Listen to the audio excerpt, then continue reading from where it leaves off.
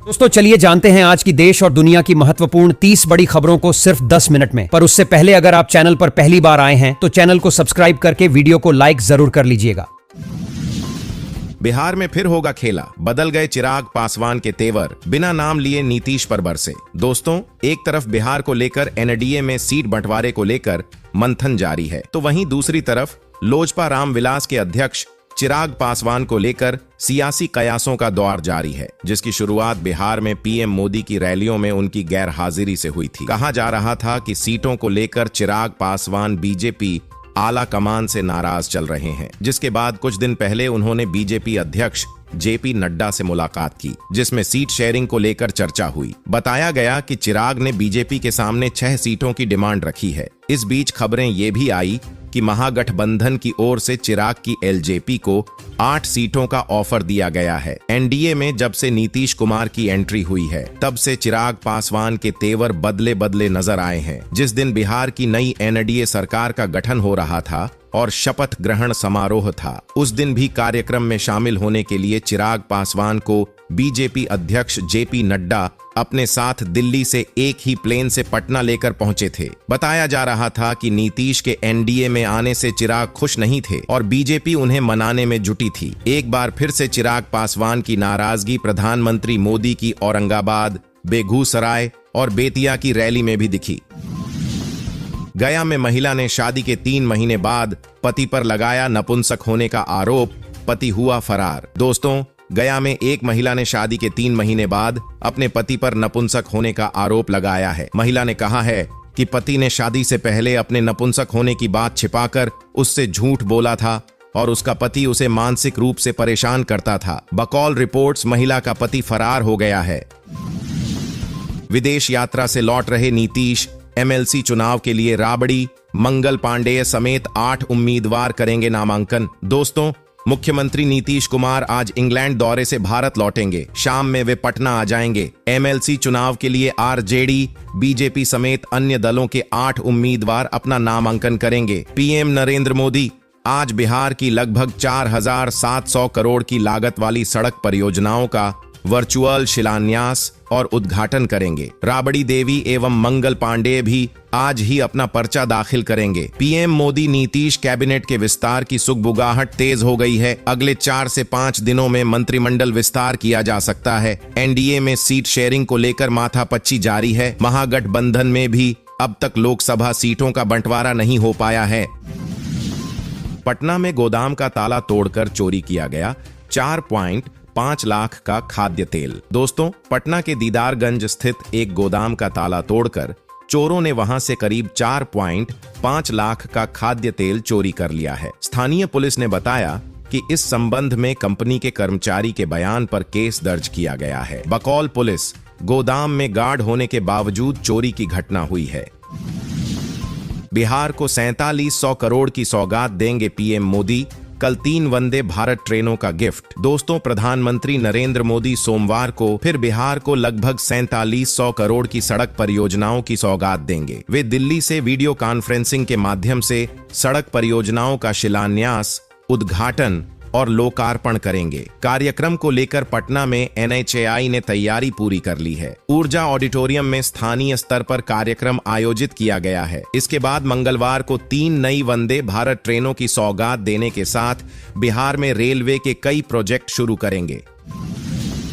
दिल्ली में 2 दिन बाद फिर बिगड़ेगा मौसम, तेज हवाओं संग बारिश की चेतावनी। दोस्तों, उच्च हिमालयी क्षेत्रों में इस बार देरी से हुई बर्फबारी का असर दिल्ली के मौसम पर भी देखने को मिल रहा है। बर्फबारी वाले इलाके से आने वाली हवा के चलते राजधानी में अभी भी सुबह और शाम की ठंड बनी हुई है। पिछले साल की तुलना में मार्च के 10 दिन का अधिकतम तापमान 4 डिग्री से कम है। राजधानी समेत पूरे उत्तर भारत में ही इस बार मौसम में बदलाव देखने को मिल रहा है।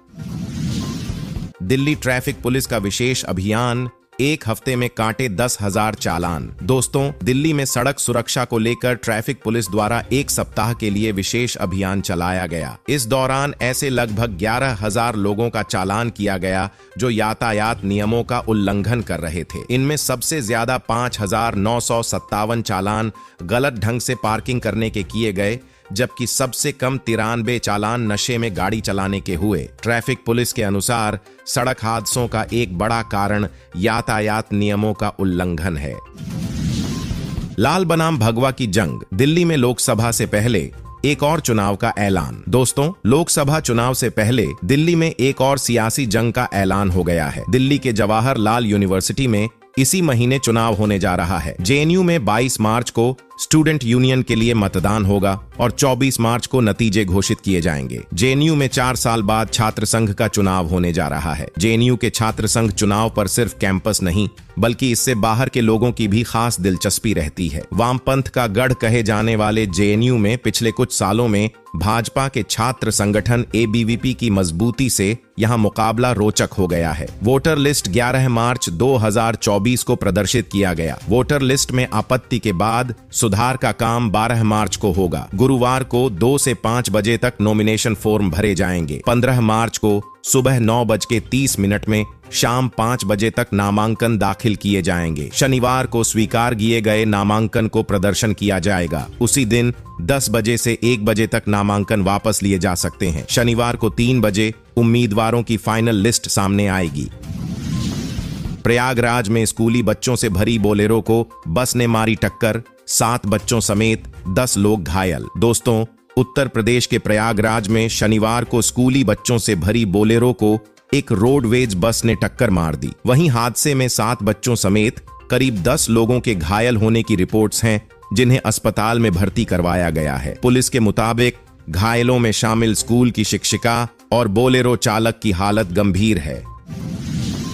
देशभक्त हमारे साथ आ जाएं और अंधभक्त उनके साथ जाएं, केजरीवाल ने 2024 की सियासी जंग को बताया धर्म युद्ध। दोस्तों, आम आदमी पार्टी ने लोकसभा चुनाव 2024 के लिए दिल्ली के बाद हरियाणा में भी अपने चुनावी कैंपेन की शुरुआत कर दी है। आम आदमी पार्टी प्रमुख अरविंद केजरीवाल ने रविवार को कुरुक्षेत्र की जनसभा में महाभारत का जिक्र करते हुए इस सियासी जंग को धर्म युद्ध करार दिया। केजरीवाल ने कहा कि उनकी पार्टी के साथ धर्म है। उन्होंने लोगों से यह तय करने को कहा कि वे धर्म के साथ हैं या अधर्म के साथ हैं। केजरीवाल ने कहा कि आज देश में 2 किस्म के लोग हैं, देशभक्त या अंधभक्त। जितने देशभक्त हैं वो हमारे साथ आ जाओ और जितने अंधभक्त हैं वो उनके साथ चले जाओ। आम आदमी पार्टी और कांग्रेस गठबंधन के तहत हरियाणा में लोकसभा चुनाव लड़ रही हैं। सीट शेयरिंग के तहत आम आदमी पार्टी हरियाणा की कुल 10 संसदीय सीटों में से एकमात्र कुरुक्षेत्र सीट पर चुनाव लड़ेगी।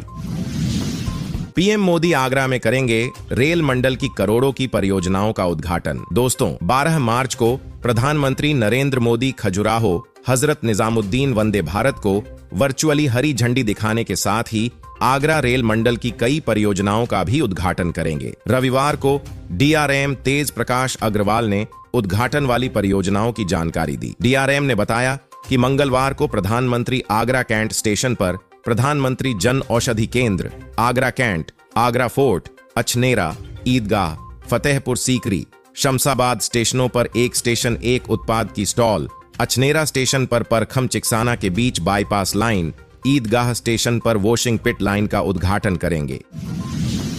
पीएम मोदी ने सपा के गढ़ से की विपक्ष की घेराबंदी, 6 हारी सीटें साधी। दोस्तों, भाजपा आजमगढ़ सहित आसपास की हारी हुई सीटों पर बड़ी रणनीति के साथ मैदान में उतरी है। इन तैयारियों के क्रम में ही प्रधानमंत्री नरेंद्र मोदी का कार्यक्रम अधिसूचना जारी होने से पहले आजमगढ़ की धरती पर रखा गया था। 2019 की हारी सीटों में से आजमगढ़, जौनपुर, लालगंज और अंबेडकर नगर से भाजपा ने अपने प्रत्याशियों के नामों की घोषणा कर दी है। घोसी से सहयोगी दल सुभाषपा ने भी प्रत्याशी घोषित कर दिया है। 2019 लोकसभा चुनाव में भाजपा जो 16 सीटें हारी थीं, उनमें से 6 सीटें आजमगढ़ और आसपास के जिलों की रही हैं।